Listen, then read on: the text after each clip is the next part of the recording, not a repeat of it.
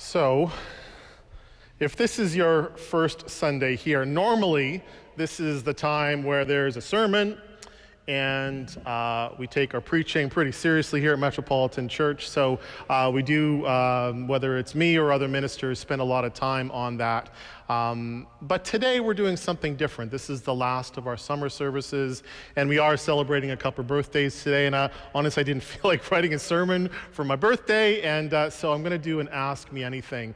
And I did this about a little over a year ago before I went on sabbatical, and I have to be careful because this will be the second time. And if something happens 3 times in a church, it's tradition, and then you just have to do it all the time. So, so we'll see how this goes today. Joseph, could you be mic guy? And so this is an Ask Me Anything where people have an opportunity to ask questions. And if you're participating online, just put them in the chat window. And Marion, I need my phone, will text them to me. So I want to start, before we get into the questions, just with a little opening reflection. This came to me like at 3 o'clock in the morning. About the time, like after I did my theological education and had all the poking and prodding done to me by the United Church, and I was looking for my first call, which ultimately became Metropolitan Church. There's essentially it's a United Church like dating website for clergy and congregations to get matched up together. And so you've got it like any other dating thing, you've got to put up a profile. No pictures, but written stuff. And so there's a series of questions. And there's an opening paragraph that you get to say, you know, your philosophy on ministry or introduce yourselves. And I remember this, the first thing that I read, it would have been the first thing that the search team here at Met would have read about me, was I said that the most important thing I believe in ministry is humility. Just so happens we had a scripture reading today about humility, and so I will do my best with this. But the longer I do this work, and the older I get, to be honest, the more I know that I don't know much, especially when we're talking about the things of God, which are beyond perfect understanding. Our words often fail, and yet we need the words in order to help put shape to the things that are going on in our lives. Quest for meaning and justice, and so I'll do my best here. But if this ends up being a theological, quiz, it may not. Is this thing fading in and out, or is it just me? Okay. So I will do my best, and if I don't know, I'll tell you. You never know. I don't know, something might spark something where it becomes a topic of a sermon. Is it going in and out, Nish? What should I do? Fiddle with it? Turn it on and off? Okay, just a sec.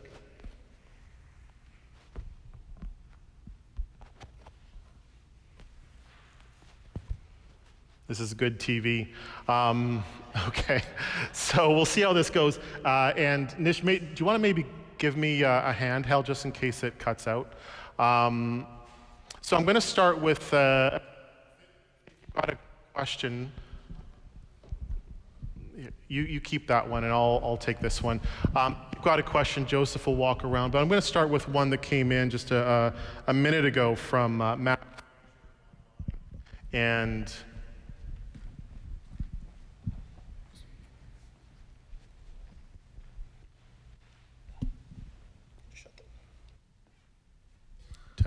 test. So Matt Fraser online, who was a organ scholar with us. So good to have you with us, Matt. And he asked a question about Met's purpose in the downtown core. And what do you think it takes to truly live into that? And so I'll answer that just with a story from this past week. And so many of you I know just are on the property or on live stream on Sundays, but we're down here all the time, and there are a variety of blessings and challenges that come with this particular property. You know, we really are at the crossroads of everything here, poverty and wealth, and spirit and longing. And I was doing a walk around the perimeter just to kind of check on people. And I crossed the front stairs, and there was a gentleman walking up, and just something told me to go talk to him, because he had stopped on the threshold. And I was wondering if maybe he wasn't sure if he should go in or not. And so I approached him and I said, it's really beautiful inside. You should go in and check it out. And I could see at that point that he was crying. And I introduced myself, and I offered to talk if he would like. And he told me that he was feeling remarkably guilty, because the only time he ever prayed to God or asked God for anything is when he needed something, when he got in trouble. And he told me that he had come to Metropolitan 3 months ago on the day when his partner was admitted to St. Michael's Hospital. And he came and he prayed, and he told me that he was feeling guilty because his prayers were answered. His partner was healing. Best day that the partner had had so far. And so he had this guilt and shame around only going to God when he needed something. And so he had come back. He had come back to our church to say thank you to God, and to this place that provided sacred space for him in his time of need. And I really do think that is essential to our mission here as a church, just in general as the Church of Jesus Christ, to be able to respond to human longing wherever and however it manifests. And we have this unique property in downtown Toronto, right next to the hospital. If you were to drop a pin on the center of the opioid crisis in Toronto, you'd land on our front lawn. And so doing our best to respond to human longing in the pews, in the park, in the city, through people's experience online, around the country, around the world, to be that place where people can come when they need to have an honest conversation with God, to be a place of praise making, and where we give thanks for all the blessings that have come into our lives, and lament the times that our prayers aren't answered in the way that we would have hoped. And so I hope we continue to be that place of hope and healing and beauty here in Toronto's downtown core and beyond, through the gift of technology and the live stream. So Matt, thank you for that question. So what about one from in here? Any questions?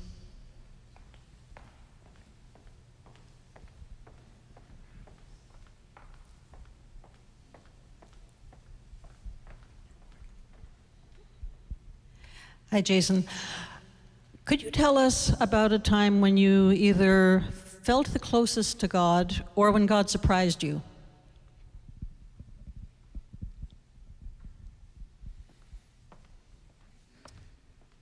Yeah, I mean, the whole call to ministry was pretty surprising, given that at that time I wasn't even a Christian. I hadn't been baptized yet, and so my experience of God really came to the fore through a time of suffering, trauma in my personal life, and so it was surprising to me that there was something beyond that suffering, a love that was unconditional and that invited me into it, and wanted me to participate in a way that I never thought would be possible.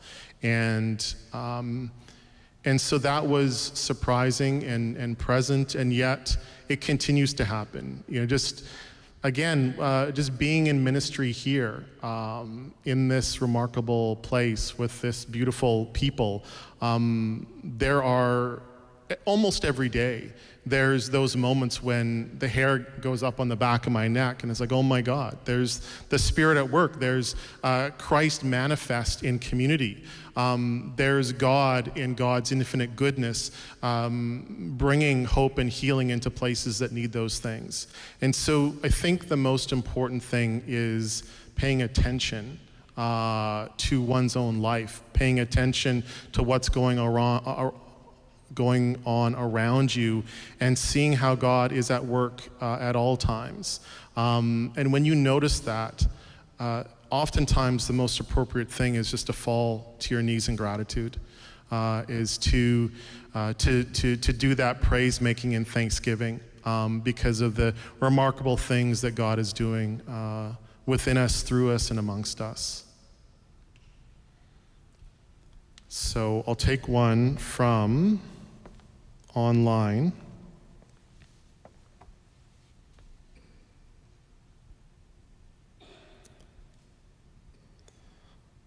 What is your favorite subject to preach about? Your mic is awful, so hopefully that piece got fixed. The favorite subject to preach on is probably, I love Lent. I'm a Lent guy. I love the sackcloth and ashes aspect of that season. And so my favorite scripture to preach on, I think, is Lent 1, the Jesus in the wilderness, the 40 days of fasting, where he goes and is tempted by the adversary, by the devil. And he comes through that. I love that because we are all tempted in so many different ways. And I just find it so applicable because we all deal with the devil, demons, however you understand those things in our own life.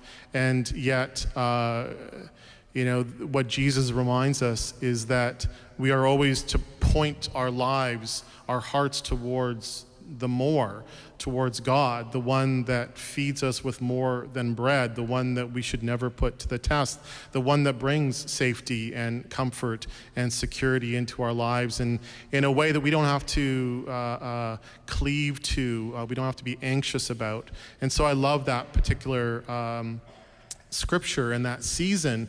And also with that particular week, once Jesus comes out of the wilderness, he goes directly into worship, into the synagogue, and he opens a scroll of Isaiah, and he points to his mission. I have come to bring good news to the poor and the oppressed, and to let the captives go free. So this notion of spiritual experience that then leads into mission, I think, is the model for us, where we have encounters and whatever that means for us, through the music that we do here, through nature, through our families, through the living of our lives, and that encounter with God, with Christ, with Spirit should always have an outflowing back into the community, into service, into praise making. And I love that story because it is so central to my own story, and I think the story of Christ Church. Good question. Next one. A little closer to the mic. My question, quite coincidentally, is could you tell us about your time in the wilderness? It's so intriguing. We don't have too many details, or I may have missed or whatever, but just tell us a little bit about your experience in the wilderness. And you're talking specifically a year ago when I was in the Dartmoor forest, right? Yes, I am. Yeah, because we talked before the service. So yeah, a year ago, almost exactly a year, I did a 4-day fast and vigil in the Dartmoor forest. And it was honestly one of the hardest things I've ever done in my life. And what I noticed was just the extreme length of a day. Just try to be still and quiet for 30 seconds and see what the mind does. Never mind 4 days, without food, the rumbling of the tummy. And I had a lot of trouble sleeping, so just exhausted. But that's actually what needed to happen for me. I needed to be emptied out in order to be filled up with something else. And for me, it was a moment, it was probably my lowest moment. And I climbed into my sleeping bag and I was trying to sleep, but I couldn't. I was angry, I was empty, I was tired. And all of a sudden, a little bird came and perched in the yew tree right over my head and started singing. And it was instantaneous, like my whole countenance changed. I was filled with birdsong. And all of a sudden, I started to recognize and notice all the wonders around me. Once I saw the one bird, I couldn't stop seeing birds. And I saw bees that came to visit me. And I saw an owl that the evening before the last night came and perched on a tree. And we had a moment together. The one that sees in the dark was there to look after me this last night on the vigil.